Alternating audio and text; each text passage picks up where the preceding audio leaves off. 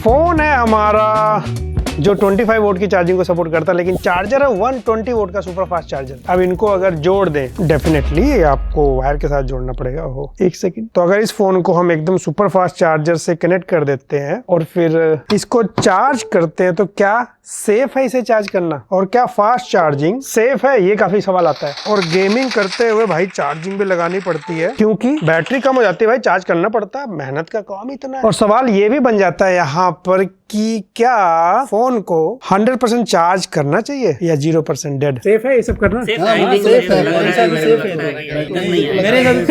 भाई बस तो इन्हीं सारे सवालों पे बात करें। लेकिन ये टॉपिक अगर हम लोग सिंपल करके बताएंगे तो अच्छे से समझ में आएगा, मजा सा जाएगा। तो मजा लेना तुमको है।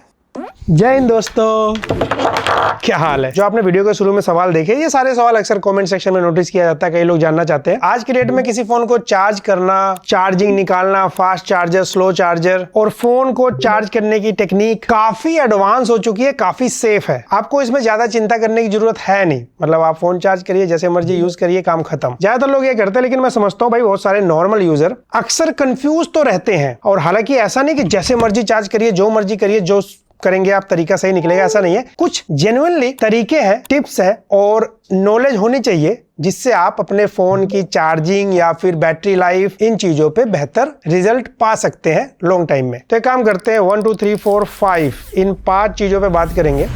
सबसे पहले अगर सिंपली हम समझना चाहें बैटरी चार्ज डिस्चार्ज कैसे होता है, एकदम सिंपल करके समझे। अगर ये मान लेते हैं हमारी बैटरी है, थोड़ा डिजाइन बना देता हूं मैं, ये एक्चुअल में पॉजिटिव और नेगेटिव, अब दो ही कंडीशन होगी बैटरी की, या तो फोन चार्ज है या तो वो चार्ज नहीं है। और जब चार्ज नहीं है तो आप चार्ज करोगे। मान लेते हैं ये चार्ज है, तो यहाँ पे नेगेटिव काफी सारे इलेक्ट्रॉन है, बहुत सारे। फिजिक्स में हमने पढ़ा होगा इलेक्ट्रॉन भागता है नेगेटिव से पॉजिटिव की तरफ। अब ये सीधा सीधा ना जाए, उसके लिए इनके बीच में कटप्पा आएगा। ऐसे हम लोग यहाँ पे ना एक सेपरेटर लगा देते हैं। जब ये यहाँ से यहाँ फ्लो करता है, तो जैसे जैसे फ्लो करेगा, 1 2 3 4 ये यहाँ आता रहेगा, फिर ऐसे ऐसे सब यहाँ पे आ जाएंगे। और ये जब फ्लो होता है, आपके फोन को यहीं से पावर मिलती है, फोन आपका चलता है। तो फोन चलाते चलाते जब सारे डिस्चार्ज हो गए यहाँ से, तो अब फोन को फिर से चार्ज करना पड़ेगा। तब इसको हम चार्जिंग से क्या दे देंगे, यहाँ से पावर सप्लाई। जब इसको पावर सप्लाई देंगे, बस फिर कुछ नहीं, ये सारे नेगेटिव मूव होके इधर आ जाएंगे, फोन चार्ज हो गया। फिर से आपने चार्जर यहाँ से फिर से क्या कर लिया, निकाल लिया, और बैटरी चार्ज है। फिर से वो इधर से इधर मूव करेंगे, फिर से आप अपना फोन चला सकते हैं, फिर ये इधर चले जाएंगे। तो ये प्रोसेस बार बार चलता रहता है। और इसमें दो चीजें और भी होती है। जब अपना फोन चार्जिंग पे लगाते हैं, आपको वहां पे अपने फोन में सॉफ्टवेयर क्या दिखाता है कि 100% हो गया, फोन चार्जिंग कंप्लीट हो गई। अब यहाँ पे चाहे तो आप अपना चार्जर बाहर निकाल लो फोन से, या फिर फोन खुद ही चार्ज होना बंद हो जाएगा। इसको सिंपली आप समझ लीजिए, एक अपर सेफ लिमिट वैल्यू होती है, जो पहले से सेट किया जाता है हार्डवेयर और सॉफ्टवेयर के साथ, कि वो उससे ऊपर चार्ज ना करे बैटरी को, वरना बैटरी हीट होगी और जल्दी खराब होगी। ऐसे ही जब फोन डिस्चार्ज होता है, आपको 0% दिखता है, फोन डेड हो जाता है। एक्चुअल में वो ऐसा नहीं कि उसके अंदर बिल्कुल कुछ नहीं बचा, थोड़ा बहुत चार्ज है वो, लेकिन उसको डेड कर दिया जाता है ताकि बैटरी एकदम जीरो ना जाए, तो थोड़ा पहले वो स्विच ऑफ हो जाता है। तो ये पूरा चार्जिंग का सिस्टम हो गया। इस बीच में आप जो फोन को बार बार चार्ज करते हैं, फोन डिस्चार्ज होता है, इसे चार्जिंग साइकिल बोला जाता है। इसकी एक लाइफ होती है, जैसे हर चीज की लाइफ होती है। नॉर्मली क्या कहा जाता है, 400 साइकिल, मतलब 400 बार आप फोन को चार्ज करेंगे। कहीं आपको 500 लिखा मिल जाएगा, मतलब इतनी बार आप आराम से चार्ज करिए तो आपका बैटरी लाइफ सही रहता है। उसके बाद धीरे धीरे वो डाउन होने लग जाता है, उसकी उम्र बढ़ रही है, मतलब एजिंग शुरू हो गई है उसकी, फिर आपको बदलना पड़ता है। और ये चार्जिंग साइकिल समटाइम्स डिपेंड करता है हमारे हैबिट पे। हमारी हैबिट अगर थोड़ी सी गलत है तो बैटरी लाइफ पे असर पड़ता है। अभी मैं उस पे आऊंगा, कुछ हैबिट से हम बेटर कर सकते हैं एक हद तक। और दूसरा सवाल, ये काफी सारे चार्जर देख रहे हो आप मेरे पास, कितने सारे अलग अलग ब्रांड की तरफ से। कोई 120 वोट है, कोई 100 वोट है, कोई 65 वोट है, कोई 33 वोट है, 10 वोट का भी चार्जर आता है, मल्टीपल चार्जर आते हैं। और आजकल तो कुछ ब्रांड चार्जर दे ही नहीं रहे, तो हम कई बार अपने पुराने फोन का या किसी दोस्त के फोन का या थर्ड पार्टी खरीद के हम चार्जर लेते हैं। मैंने कमेंट सेक्शन में देखा, कई लोग पूछते हैं भाई ये 120 वोट का चार्जर है, इससे अगर हम एक ऐसे फोन को चार्ज करें जो कि चार्जिंग सपोर्ट ही 35 वोट या फिर 45 वोट करता है, तो क्या इससे इसकी लाइफ पे असर पड़ेगा? आप उससे बिल्कुल चार्ज कर सकते हो, क्योंकि अगर आप देखोगे किसी चार्जर पे मल्टीपल आउटपुट लिखा रहता है। जैसे ये वाला चार्जर देखो आप, इनपुट के बाद आउटपुट देखो आप कितने सारे लिखे हुए हैं, 5 volt, 3 ampere, 9 volt, 3 ampere, 11 volt, 6 ampere. इनको सिंपली आप मल्टीप्लाई कर लिया करो, इनको मल्टीप्लाई करके जो वैल्यू आती है उतने वोट का आपका चार्जर है। तो ये कैपेबल है मल्टीपल आउटपुट देने के लिए। है ये 120 वोट का चार्जर, तो ये अपने आप में जो चार्जर है ये खुद ही स्मार्ट होते हैं कि कितना आउटपुट देना है। लेकिन इसे तब पता लगता है, ये सिंक होता है एक तरीके से स्मार्टफोन के साथ भी। स्मार्टफोन स्मार्टफोन को भी पता है कि मुझे कितना चार्जिंग लेना है, वहां पे भी सर्किट लगे होते हैं जो कि ओवर चार्ज होने से बचाते हैं। अब जितने भी लेटेस्ट स्मार्टफोन आ रहे हैं इसमें कोई चिंता वाली बात नहीं है, वो एक दूसरे को समझते हैं और उतना ही पावर सप्लाई होता है जितना उसे चाहिए। तो यस, आप चार्ज बिल्कुल कर सकते हो एक फास्ट चार्जर से कम वोल्ट के चार्जिंग सपोर्ट वाले फोन को। इनफैक्ट आपने कुछ अनबॉक्सिंग वीडियो में देखा नहीं है, कई बार होता है बॉक्स के अंदर 100 वोल्ट का चार्जर होता है लेकिन फोन सपोर्ट करता है समटाइम 60 वोल्ट या 80 वोल्ट का। कंपनी क्या करती है, एक ही चार्जर बनाती है, वो दोनों फोनों को दे देती है अपने एक ही ब्रांड के। तो कई बार ब्रांड ये भी करता है। हाँ, यहाँ पे कंडीशन जरूर है, आपने चार्जर ओरिजिनल ले लिया, अच्छी क्वालिटी का ले लिया, लेकिन जो आपकी चार्जिंग केबल है ये भी इंपॉर्टेंट रोल निभाती है फोन को चार्ज करने में। तो ऐसा नहीं कि ये थर्ड क्वालिटी का ले लिया। कई बार मैंने देखा लोग लेंथी वायर लेना चाहते हैं क्योंकि आजकल इतने छोटे छोटे तो केबल आ रहे हैं चार्जिंग के। आदमी पड़ा है बेड पे भाई, पॉइंट कहीं वहां पे है, उसको चाहिए लंबी तार सुविधा, तो लोकल मार्केट से 150 रुपए वाली तार ले आता है वो। इस चीज को लॉन्ग टाइम डेली यूज करना, इसमें आपका डाउट जरूर आता है कि नहीं करना चाहिए हमेशा के लिए। तो इस तरीके से डेली चार्ज करने से आप बच सकते हैं। ऑफिशियल या जेन्युइन अच्छी क्वालिटी के चार्जर और केबल यूज करिए। और तीसरे सवाल की तरफ चलते हैं कि भाई वो ब्रांड का क्या करे, Apple, Samsung, Google, in fact nothing, ये लोग अपने बॉक्स में चार्जर ही नहीं देते और मान लेते हैं आपके पास चार्जर है ही नहीं, आपने पहली बार फोन खरीदा या फिर अपना पुराना फोन बेचा तो अक्सर चार्जर भी बेचना ही पड़ता है, अगला मांगेगा ही। या फिर मान लीजिए आपको ऐसे ही थर्ड पार्टी चार्जर खरीदना, आपके पास चार्जर है, आपको एक ऐसा चार्जर चाहिए जो कि स्मार्ट हो, आपके लैपटॉप को भी चार्ज कर दे, फोन को भी चार्ज कर दे, क्यों 36 चार्जर लेके घूमना, ट्रेवलिंग करते हैं आप। तो ऐसे केस में अभी की डेट में जितने अच्छे फोन है सब पीडी चार्जिंग सपोर्ट करते हैं। फोन का नाम लिख के गूगल कर लीजिएगा, वहां से पता लग जाएगा पीडी चार्जिंग सपोर्ट करता है कि नहीं आपका फोन। जो पहले फोन आते थे वो सब नहीं करते थे, या फिर बजट में आज भी सारे नहीं करेंगे, लेकिन बाकी सभी मोस्टली फोन के लिए आपके पास लैपटॉप है, फिर टैबलेट है, ट्रैवलिंग करना है, एक कोई चार्जर खरीदना हो थर्ड पार्टी, आप कोई भी एक अच्छी कंपनी का गैन चार्जर ले लीजिए जो कि पीडी चार्जिंग को सपोर्ट करता हो। वहां मेंशन रहेगा, आप डिटेल चेक कर लीजिए। पीडी यहाँ पे पावर डिलीवरी है और गैन चार्जर यहाँ पे हार्डवेयर टेक्नोलॉजी है। गैलियम नाइट्राइड फुल फॉर्म है वैसे तो इसका, लेकिन गैन चार्जर के हिसाब से हम लोग भाई 40 वोल्ट, 60 वोल्ट, छोटे से चार्जर में 240 वोल्ट तक सप्लाई दे सकते हैं, मल्टीपल आउटपुट भी मिल जाता है। और साथ में केबल अच्छी क्वालिटी का बाय करिए। वैसे तो केबल हर ब्रांड का जो नहीं भी देते चार्जर वो अपने बॉक्स में केबल तो देता ही है, तो प्रॉब्लम सॉल्व है। एक चीज ध्यान रखिएगा कि क्योंकि बहुत छोटे में ना बहुत हाई पावर के होते हैं, थोड़ा सा थर्मल अगर सारे एक साथ चार्ज करते हैं चार्जर हीट होता हुआ दिखेगा। तो बहुत जो पतले चार्जर हो, ज्ञान चार्जर भी, सिर्फ डिजाइन के चक्कर में मत जाइएगा। अगर वो नॉर्मल सा दिखे, थोड़ा मोटा भी हो चार्जर, तो मैनेजेबल हो, थर्मल बेटर मैनेज करेगा। एंड फोर्थ पॉइंट जो कि वेरी इंपॉर्टेंट है या फिर मेरी रिक्वेस्ट है, अगर वीडियो पसंद आ रही है तो सब्सक्राइब करिए। ये कोई सवाल नहीं कमेंट सेक्शन में पूछ रहा था ये मैंने यहाँ ऐड किया ताकि आपको अच्छी वीडियो मिल जाए। हमारे 4 मिलियन भी होने वाले हैं, और अगर 4 मिलियन के बाद आप देख रहे हैं तो 5 मिलियन के लिए सब्सक्राइब करिए। खैर वापस आते हैं, सबसे इंपॉर्टेंट पार्ट जो मैंने रेडी किया है, इसको नाम दे दिया मैंने मिथ एंड टिप्स, क्योंकि इससे रिलेटेड बहुत सारे क्वेश्चन आते हैं तो मैंने सारे इसी में कंबाइन कर दिए।